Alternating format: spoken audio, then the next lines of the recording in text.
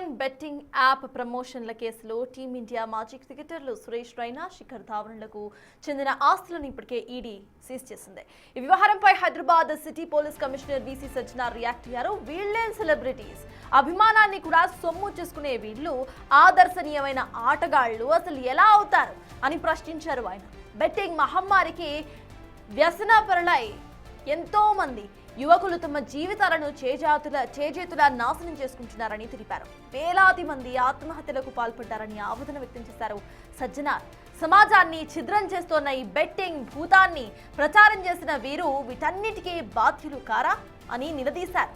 సమాజ మేలు కోసం యువత ఉన్నత స్థానాలకు చేరుకోవడానికి 4 మంచి మాటలు చెప్పండి, అంతేకాని మిమ్మల్ని అభిమానించే వాళ్లను తప్పుదోవ పట్టించి వారి ప్రాణాలను తీయకండి అని సెలబ్రిటీస్ కు విజ్ఞప్తి చేశారు సజ్జనార్.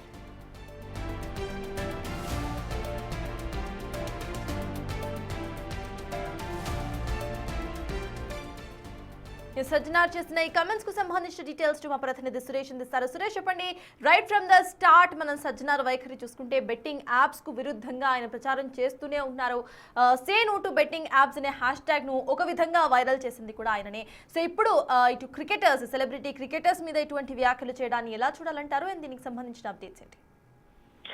అంటే ఖచ్చితంగా బెట్టింగ్ యాప్స్ అన్నిటిని కూడా కేంద్ర ప్రభుత్వం కూడా పార్లమెంట్ లో బిల్లు తీసుకొచ్చి బ్యాన్ చేయడం జరిగింది. భారతదేశంలో ఇక మీద బెట్టింగ్ యాప్లు లీగల్ కాదు అని చెప్పేసి కూడా స్పష్టంగా చెప్పారు. కాబట్టి ఇప్పుడు ఈడీ నిన్న క్రికెటర్లకు సంబంధించి దాదాపు 11 కోట్ల విలువైన ఆస్తులను జప్తు చేయడం జరిగింది. శిఖర్ ధావన్ తో పాటు సురేష్ రైనా ఇద్దరికి సంబంధించి బెట్టింగ్ యాప్ కి ప్రమోషన్ చేశారు. కాబట్టి ఆయన గతంలోనే విచారణకు కూడా హాజరు కావడం జరిగింది. కాబట్టి వీరికి సంబంధించిన ఆస్తులను ఈడీ జప్తు చేస్తూ నిర్ణయం తీసుకొని నిన్న ప్రెస్ నోట్ రిలీజ్ చేయడం జరిగింది.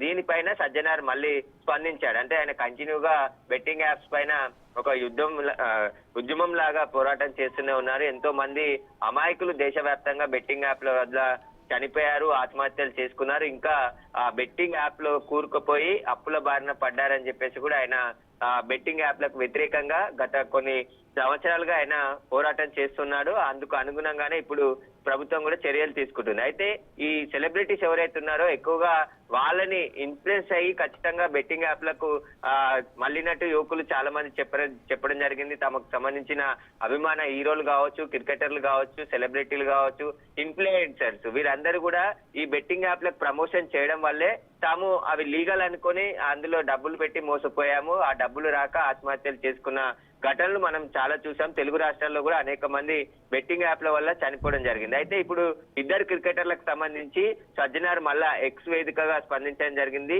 వీళ్ళేం సెలబ్రిటీలు, అభిమానాన్ని కూడా సొమ్ము చేసుకునే వీళ్ళు ఆదర్శనీయమైన ఆటగాళ్ళు ఎలా అవుతారని చెప్పేసి కూడా ఆయన కామెంట్ చేయడం జరిగింది. బెట్టింగ్ మహమ్మారికి వ్యసన పరులు అయినటువంటి ఎంతో మంది యువకులు తమ జీవితాలను చేజాతుల నాశనం చేసుకున్నారని చెప్పేసి కూడా ఆయన ఎక్స్ వేదికగా చెప్పడం జరిగింది. అయితే వేలాది మంది అభిమానులు ఉండే ఈ సెలబ్రిటీలు ఇలా బెట్టింగ్ యాప్లకు ప్రమోషన్ చేసి చాలా మందిని ఇన్ఫ్లుయెన్స్ అయ్యే విధంగా ప్రయత్నం చేశారు. కాబట్టి వీరిపైన వీళ్ళు సెలబ్రిటీలు ఎలా అవుతారని చెప్పేసి కూడా ఆయన ఎక్స్ వేదికనైతే ప్రశ్నించడం జరిగింది. సమాజం మేలు కోసం యువత ఉన్నత స్థానాలు చేరుకోవడానికి 4 మంచి మాటలు చెప్పండి, అంతేకాని మిమ్మల్ని అభిమానించే వాళ్ళను తప్పుదోవ పట్టించి వారి ప్రాణాలు తీయకండి అని చెప్పేసి కూడా చాలా ఘాటు వ్యాఖ్యలు సజ్జనార్ చేయడం జరిగింది.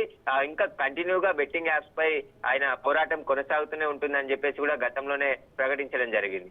Yes, thank you, Suresh.